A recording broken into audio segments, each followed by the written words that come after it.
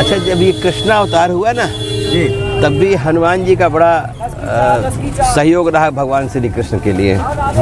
जहाँ जहाँ भगवान श्री कृष्ण को लगा कि कोई विशेष कार्य करना है, वहाँ हनुमान जी को जरूर ले गए कि हनुमान जी आप एक जगह तो हनुमान जी को कहा कि महाराज आपको लूटना है, हमारे लिए पैसे की जरूरत है। तो हमारे हनुमान जी लुटेरे हनुमान हो गए।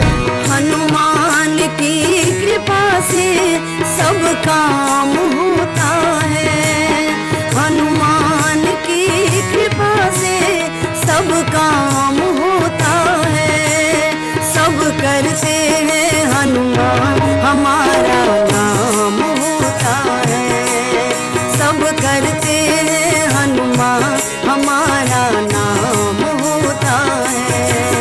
हनुमान की कृपा से सब काम होता है, हनुमान की कृपा से सब काम होता है, सब करते हैं हनुमान हमारा नाम होता है। जय सिया राम। राम भक्त हनुमान जी की महिमा अपरंपार है, चारों जुग प्रताप तुम्हारा है प्रसिद्ध जगत उजियारा। चारों युग में प्रताप है हनुमान जी का। योगेश्वर श्री कृष्ण की पावन नगरी वृंदावन की गलियों में भी हनुमान जी की महिमा के खूब चर्चे हैं। वृंदावन परिक्रमा के दौरान हमने दो पूज्य संतों से हनुमान जी की महिमा जाना। इनमें से एक संत हैं पूज्य श्री अखिल दास जी महाराज और दूसरे संत हैं पूज्य श्री पुरुषोत्तम दास जी महाराज। अच्छा, जब ये कृष्णा अवतार हुआ ना जी, तब भी हनुमान जी का बड़ा सहयोग रहा भगवान श्री कृष्ण के लिए।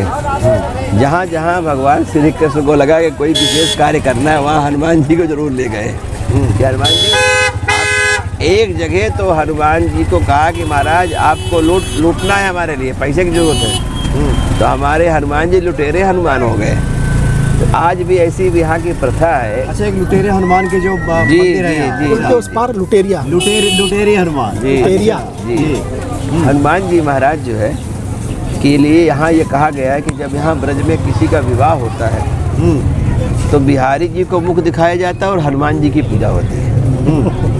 तो हनुमान जी की महिमा हर युग में, हर धाम में, हर तीर्थ में बराबर रही। ब्रज में भी हनुमान जी विशेष पाए जाएंगे, क्योंकि बिना हनुमान जी के कोई भी लीला कहीं संपूर्ण हो ही नहीं सकती। क्योंकि हनुमान जी हुए, उद्धव हुए, ये सब भगवान श्री कृष्ण के अनन्य भक्त हुए। तो हनुमान जी तो हर युग में इसलिए है कि वो चारों युग में उनको रहने रहना है। तो चाहे कृष्ण की कथा हो, भगवान राम की कथा हो, क्योंकि राम कथा ही कृष्ण कथा है। तो हनुमान जी सर्वत्र ही रहते हैं, यत्र तत्र रहते हैं। ब्रज को तो छोड़ के हनुमान जी कहीं गए ही नहीं। और उन्होंने राम जी से भी एक बार कहा था कि प्रभु हमको इतने शरीर दो कि जहाँ पर आपकी कथा हो हम वहाँ पहुँच जाएं। तो राम जी ने उनको ये आशीर्वाद दिया है कि जहाँ जहाँ हमारी कथा होगी, हमारा चरित्र गाया जाएगा, वहाँ वहाँ तुम शरीर धारण करके पहुँच जाओगे। तो ब्रज में हनुमान जी जहाँ भी आप देखोगे, जिस मंदिर में हनुमान जी के आसपास मंदिर जरूर मिलेगा आपको। जी जी बिल्कुल। क्योंकि हनुमान जी ही एक ऐसे हैं कि कलयुग में हनुमान जैसा न कोई है, न हो सकता है। चारों युग प्रताप तुम्हारा, चारों युग में इनका प्रताप है। किसी किसी युग में किसी का प्रताप है, लेकिन हनुमान जी का चारों युग में है। तो ब्रज मंडल में तो हनुमान जी की विशेष महिमा है। यहाँ आप केसी घाट चले जाइए, वहाँ पिंड खाऊ हनुमान है। जो मरने के बाद लोग पिंड दान करते हैं ना, वो हनुमान जी रहते हैं केसी घाट के पास, केसी घाट में ही। तो हनुमान जी सर्वत्र यत्र तत्र ब्रज में विराजमान है। ब्रज के किसी भी कोने में आप चले जाइए, हनुमान जी मिलेंगे। और हनुमान जी की सेना मिलेगी। वानराराम जूथम, वानरों का यूथ, पूरा समूह, ये हनुमान जी की तो है व्यवस्था। क्योंकि वानरों के ईश्वर है हनुमान जी। अब कवियों के ईश्वर है वाल्मीकि जी। तो जहाँ जिसका ईश्वर होगा वहीं तो उसके सेवक होंगे। तो हनुमान जी यहाँ ईश्वर तत्व से विराजमान है जी। ईश्वर तत्व से विराजमान, ईश्वर तत्व से ब्रज में विराजमान। इसलिए आपने देखा हो कि यहाँ के बंदरों की अलग अलग लीला है। बिहारी जी के आसपास के जो बंदर चश्मा उतार लेते हैं, अब उनकी विशेषता क्या है कि अगर उनको पेय पदार्थ दो, क्योंकि भगवान के रस का पान करते हैं तो खाने से नहीं छोड़ते, पीने से छोड़ते हैं। जब पीते हैं तो उनको याद आता है कि जैसे कन्हैया मुझे कुछ रसपान करा रहा है, जहाँ फ्रूटी दिया वहाँ चश्मा वापस कर दिया। अभी हमने लेटेस्ट एक दिन देखा कि एक साध्वी अपना एक रुपट्टा स्टॉल गरम लिया और हनुमान जी की सेना ने उसको छीन लिया, और छीन करके जब वो ले गया तो फ्रूटी के लिए मैं दौड़ा। हमने कहा इनका साध्वी जी का नया वस्त्र है, और हमने कहा दे दो तो ऐसे हमको देख रहा हो। और जो फ्रूटी देने के लिए गए तो हमने उछाली, हम दे नहीं पाए। तो वहीं के एक ब्रजवासी थे जो उन्होंने दिया, तो उसने रुपट्टा तो दिया, जो रुपट्टा उलझ गया था उसको भी खोल करके निकाल के दे दिया। ऐसे फंसा हुआ भी निकाल रहे थे बार बार, दे दिया। हमने कहा भाई हम तो ऐसी लीला रोज देखना चाहते हैं कि चाहे रोज एक रुपट्टा ले जाए, लेकिन लीला ऐसे दिखाते हैं। अच्छा, यहाँ के जो बंदर हैं वो अन्य चीज़ों पर फ्रूटी पे चश्मा लौटाते हैं। हाँ, दूसरी बात है ये बंदर कोई और नहीं है, ये रामा अवतार के सब भगवान के बंदर ही ग्वाले ही हैं। रामा अवतार के जो भक्त थे वही सब यहाँ बंदर की ग्वाले हैं, बंदर का रूप धारण किए। राम जी के भक्त हैं, तो राम जी के भक्त हैं तो हनुमान जी के सेवक हैं ये। जी जी जी। अच्छा महाराज जी, ये लुटेरी हनुमान जी की जो बात आती है वो क्या कथा है? लुटेरी हनुमान जी कैसे नाम पड़ा? अरे लुटेरिया हनुमान जी जो भगवान कृष्ण के साथ में जो मक्खन लूट लूट के खाते थे भगवान के संग में, उसी भाव के अनुसार जो है उनको लुटेरिया हनुमान के नाम से स्थापित किया गया है। और ये बहुत जल्दी स्थापित हुआ है, बहुत पुराना नहीं है। अच्छा, इसलिए उनका नाम ही लुटेरिया हनुमान। क्योंकि यहाँ जो बंदर है, जैसे भगवान कृष्ण जो है अपने भक्तों को सुख देने के लिए उनके घरों में माखन जा जा करके लूट लूट के खाते थे। उनके यहाँ माखन की कमी थोड़ी थी। 9 लाख गाय थी नंद बाबा के घर, है क्या आवश्यकता थी, लेकिन अपने भक्तों को सुख देने के लिए वो जाया करते थे और लूट लूट के खाते थे और बंदरों को खिलाते थे। इसीलिए लुटेरिया हनुमान के नाम से फेमस है। जी जी जी। कल हम लोग की बातें हो रही थी कि कलयुग के तो साक्षात देवता ही हनुमान जी हैं। जी, आज कुछ हनुमान जी के बारे में विशेष महिमा आप बताना चाहें? बिल्कुल, हनुमान जी की कृपा है। जब हनुमान जी महाराज सीता माता का जो है पता लगाने के लिए सब लोग जाने लगे जी लंका में, तो भाई लंका बड़ा अद्भुत और कौन जा सके, इतना लंबा चौड़ा समुद्र पार कौन करे।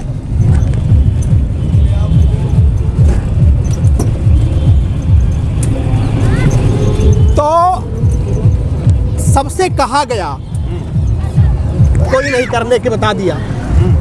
कोई पार कर जाए तो कोई लौट नहीं सकता था। कहने का मतलब ये है कि अपने बल पे संसार सागर से कोई पार नहीं कर सकता। एक संत कहते थे कि एक तेरा अभिमान है कि तू पार चला जाएगा, और एक तेरा ये भय है कि तू डूब जाएगा। भगवान की कृपा डूबने नहीं देगी, पर अभिमान मत करना कि हम पुरुषार्थ से पार जाएंगे। ये परमात्मा की कृपा है। सभी ने अपने अपने बल का वर्णन किया। इसका अर्थ है कि संसार सागर से जाना आचरण के बल की बात नहीं है, ये तो भगवान के चरण की बात है, उनके चरण का आश्रय का बल है। अच्छा, सभी ने अपने अपने बल का वर्णन किया। निज निज बल काहू सब काहू भाका, सबने अपने बल के बारे में बोला। लेकिन आश्चर्य है कि हनुमान जी नहीं बोले जी। सबने अपने अपने बल का वर्णन किया, पर हनुमान जी ने नहीं किया। अपने बल का वर्णन नहीं किया। किसी ने पूछा, सब अपना अपना बल बता रहे हैं, आप क्यों नहीं बोल रहे? हनुमान जी बोले कि जिसका बल अपना हो वो बोले। जिसके पास अपना बल हो सो बोले। यहाँ हमारे पास हमारा बल है ही नहीं, बल क्या कुछ भी नहीं है। हम मंदिर में तो कहते हैं तन मन धन सब तेरा, सब कुछ है तेरा। जब सब कुछ है तेरा तो एक बल ही है जो मेरा। तन मन धन सब तेरा और घर मेरा। तन मन धन सब तेरा और मेरा मन शांत रहता है। भगवान को भी हंसी आती है कि अभी कह रहा था मन तेरा और फिर कहता है मेरा मन नहीं लगता। जब मन तेरा है तो काहे को परेशान है? मैं क्यों परेशान ना रहूं? जीवन का मैंने जब सौंप दिया सब हाथ तुम्हारे हाथों में, मुझ में तुझ में बस भेद यही है, हम में तुम में बस भेद यही है। हम नर हैं तुम नारायण हो, हम हैं संसार के हाथों में, संसार तुम्हारे हाथों में। इसलिए निश्चिंत रहता है भक्त। शरणागत को का चिंता, तू काहे चिंता करता रे। शरण रहे सो सब सुख पावे, वचन कभी यह जाए वृथा रे। शरणागत को का चिंता रे। अपने अपने बल का वर्णन सभी ने किया। हनुमान जी बोले हम में हमारा बल है ही नहीं, लेकिन आपको तो लोग कहते हैं अतुलित बल धामम। श्री हनुमान जी में बल कितना है? तो कहा उस बल का वर्णन नहीं किया जा सकता, तौला नहीं जा सकता। अतुलित बल धामम। एक संत कह रहे थे 10,000 हाथियों में जितना बल होता है उतना बल एक दिग्गज में होता है, दिशा के हाथी में। और 10,000 दिग्गजों में जितना बल होता है उतना बल इंद्र के ऐरावत हाथी में होता है। और 10,000 ऐरावत में जितना बल होता है उतना बल एक इंद्र में, और 10,000 इंद्र में जितना बल होता है उतना हनुमान जी के इस छोटी सी उंगली में कितना बल होगा। इसलिए अतुलित बल धामा।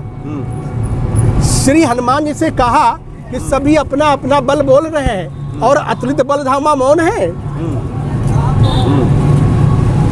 हनुमान जी बोले मेरे पास मेरा बल है नहीं, पर आप तो अतुलित बल धाम है। हाँ ये बात तो ठीक है, हम तो है धाम। आप ऐसे सोचो कि जैसे किसी मकान के कमरे में सीमेंट भरा हो, सीमेंट की बोरियां भरी हो, क्यों? तो सीमेंट मकान का है कि मालिक का? मालिक का है। मालिक का है। मकान में तो रख दिया गया है, मकान में तो रख दिया गया है, पर सामान तो है मालिक का। हनुमान जी बोले इसी तरह अतुलित बल धाम है, हम मकान है, इसमें अतुलित बल रख तो दिया है पर वो हमारा है नहीं, मालिक का है, हम तो धाम है। अच्छा तो अतुलित बल आप में कैसे आ गया? क्योंकि हनुमान जी ने कहा कि अतुलित बल तो एक का है। कहीं किसका? भगवान का। किसी ने बताया? किसने? कहीं बल देखने वाले ने। कहीं कौन गया था देखने राम का बल देखने? कहीं इंद्र का बेटा गया था, कौवा बन करके गया, 60 चाहत रघुपत बल देखा। और जब भगवान ने प्राण दान दिया, क्षमा किया, जयंत लौटने लगा तो प्रभु ने पूछा क्या देखने आए थे? प्रभु आपका बल देख लिया, कितना बल है मुझ में। तब जयंत बोला अतुलित बल अतुलित प्रभुताई। अच्छा। अतुलित बल अतुलित प्रभुताई। तो भगवान की हनुमान जी महाराज का बल अतुलित इसलिए है क्योंकि जब राम से कह रहे हैं तो जयंत कह रहे हैं कि प्रभु आपके बल जैसा तो किसी का बल ही नहीं है, अद्भुत बल है आपके यहाँ। अतुलित बल अतुलित प्रभुताई, जिसका कोई तुलना ही नहीं कर सकते हैं हम। ऐसा अपार बल है आपके, क्योंकि जितने भी बल हैं सभी बलों के स्रोत कौन? भगवान। भाई हम लोग जो कुछ कर रहे हैं तो जयंत ने कहा देख लिया प्रभु आप में अतुलित बल है। अच्छा हम आपसे पूछते हैं कि राम जी में अतुलित बल है, अच्छा हम लोगों में भी कुछ ना कुछ तो शक्ति होगी। जितनी भी हो, है ना। अच्छा, तो शरीर में शक्ति ना हो तो शरीर से कैसे उठे, कैसे चले, कैसे बैठे? शक्ति है। अच्छा, हम आपसे पूछते हैं, आप शरीर लेकर जहाँ बैठे हैं कि ऐसा तो नहीं कि शक्ति घर छोड़ के आए हो? साथ में ही है। आप जहाँ पर बैठेंगे अपने शक्ति के साथ ही तो बैठेंगे, है ना। तो हनुमान जी ने कहा हमने यही किया, राम जी में है अतुलित बल, और राम जी को हमने बैठा लिया हृदय में। जास हृदय आगार बसे, राम सब चार चार चाप धर। तो राम जी है हृदय में, तो मेरा मन हो गया राम धाम, और अतुलित बल है राम के पास, तो इसीलिए मुझे कहा जाता है अतुलित बल धामम। तो हनुमान जी बोले मैं धाम हूं, बल मेरा है नहीं।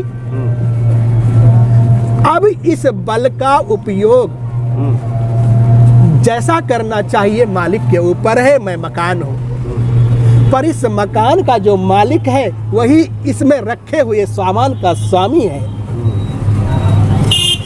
हनुमान जी ने कहा, हनुमान जी नहीं बोले तो जामवंत जी ने सोचा वयोवृद्ध व्यक्ति है, वयोवृद्ध है जामवंत जी महाराज। वे सोचने लगे कि अगर कोई वैसे नहीं बोलता तो प्रशंसा से बोलता है, किसी की तारीफ करो। जी। तारीफ सुनकर कमजोर भी अपने को पहलवान समझने लगता है। तो अब जामवंत ने प्रशंसा की, हनुमान जी आप बलवान है, चुपचाप बैठे हो। हनुमान जी को कोई फर्क नहीं पड़ा। जामवंत जी को लगा प्रशंसा कम हुई। ऐसा कौन सा दुष्कर कठिन कार्य है जो आपसे संभव ना होता हो? कौन सो काज कठिन जग माही, जो नहीं हो तो ताद तुम पाही।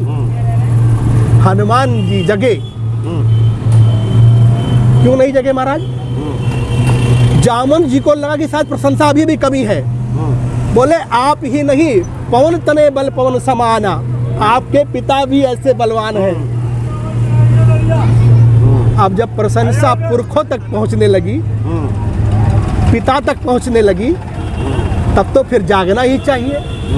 पर हनुमान जी को कोई अंतर नहीं लगा, कुछ नहीं पड़ा।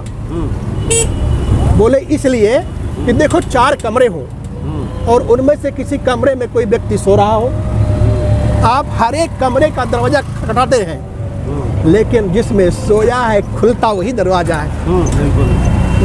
जिसमें वह सोया हुआ है वही तो मिलेगा, वही तो जगेगा। तो हनुमान जी देव भाव में नहीं है, नहीं तो प्रशंसा सुन करके जाग जाते।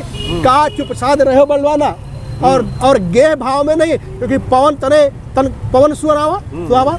तो भगवान ना देह भाव में रहते ना गेह भाव में रहते हैं। तो राम जी ये राम जी के नेह भाव में रहते हैं। तो जैसे जामवंत जी ने कहा राम काज लग तो अवतारा, तो तैसे सुन के पर्वताकार हो गए। हनुमान जी के सामने राम जी का नाम लिया तो हनुमान जी प्रकट हो गए। हम फूल कर बड़े हो गए, अपना नाम सुन करके फूलते हैं, और हनुमान जी राम जी का नाम सुन करके फूलते हैं। एक कवि ने कहा कैसे हंसी कमजर में ये गुब्बारे, कैसे हंसी कमजर है ये गुब्बारे कि थोड़ी सी हवा में फूल जाते हैं।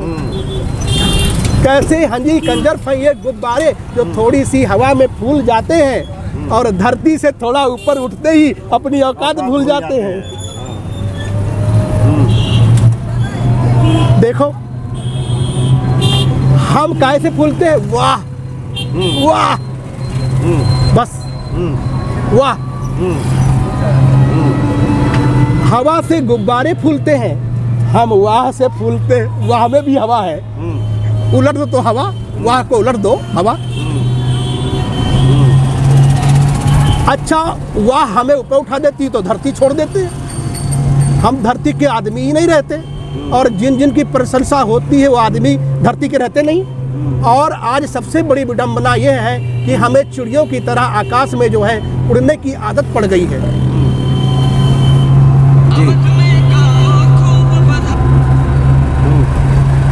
हमें पनडुब्बियों की तरह पानी के भीतर उतरना आ गया है, पर आज हमें आदमी की तरह धरती पे रहना नहीं आता। कैसे रहा जाए? क्या करेगा प्यार वो भगवान से, क्या करेगा वह ईमान से, जन्म लेकर गोद में इंसान की कर ना पाया प्यार जो इंसान से।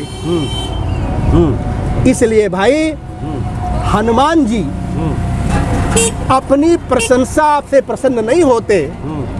राम जी के कार्य की बात कही तो मालिक का मकान, और मकान में रखा सामान भी मालिक का, तो मालिक को जरूरत है तो ले लिया, हमारा तो है ही नहीं। जी जी जी जी जी। अच्छा महाराज, एक आखिरी सवाल आपसे लेंगे। आमतौर पे बात होती है किसी भी देवी या देवता की पूजा आराधना में हनुमान जी की ही कहा जाता है कि जो निष्काम भक्ति है, निष्काम भाव से भगवान को भजना चाहिए, तो जाहिर सी बात है उससे ईश्वर आपकी समस्त कामना भी पूरी कर देते हैं। लेकिन जो सांसारिक लोग हैं जिनकी बहुत सारी कामनाएं हैं वो निष्काम हो नहीं पाते, तो ऐसे लोगों को क्या आप सलाह देंगे? क्या सकाम भक्ति भी किया जा सकता है? हाँ, सकाम भक्ति करनी चाहिए जी, क्योंकि रामचंद्र मानस में 4 भक्तों का वर्णन है। एक सकाम है, कामना की पूर्ति के लिए भी भगवान का भजन करता है, वो भी भक्त है। एक संकट में घबराने के बाद भी भगवान को याद करता है, वो भी भक्त है। एक ज्ञान के लिए भगवान को चाहता है, वही भक्त है। एक भगवान को जानना चाहता है, वही भक्त। 4 भक्त है, ये चारों ही भक्त हैं। जिस प्रकार एक बालक को स्कूल पे पढ़ाने के लिए जब भेजते हो, उसे कहते हो जाओ बेटा वहाँ टॉफी मैडम देगी जी, तो बालक चला जाता है ट्रॉफी के लिए। लेकिन जब उसे ज्ञान हो जाता है कि पढ़ाई से मुझे ये लाभ है, तो ट्रॉफी में नहीं उलझता, तो सकाम भक्ति करते करते अपने आप निष्काम हो जाता है। क्यों? जब उसे पता है कि भगवान ही सब कुछ देने वाले हैं, तो एक दिन मन करता है जिसने सब कुछ दिया अब उसी को ले लिया जाए। तो अपने इसी प्रकार हनुमान जी की भक्ति है। हनुमान जी की भक्ति करते करते हनुमान जी के जब गुण आ जाएंगे तो हम निष्काम हो जाएंगे, क्योंकि हनुमान जी निष्काम भक्ति करते थे, उनकी कोई कामना नहीं थी। और जिसकी कोई कामना नहीं, जैसे का संग करोगे वही रंग चढ़ जाएगा। हम तो कहते हैं केवल हनुमान चालीसा कोई पाठ करने लगे स्वयं निष्काम हो जाएगा जी, काम भाग जाएगा, मरेगा नहीं, भाग जाएगा। क्यों भाग जाएगा? क्योंकि जहाँ राम वहाँ काम कहाँ, क्योंकि हनुमान जी में है राम।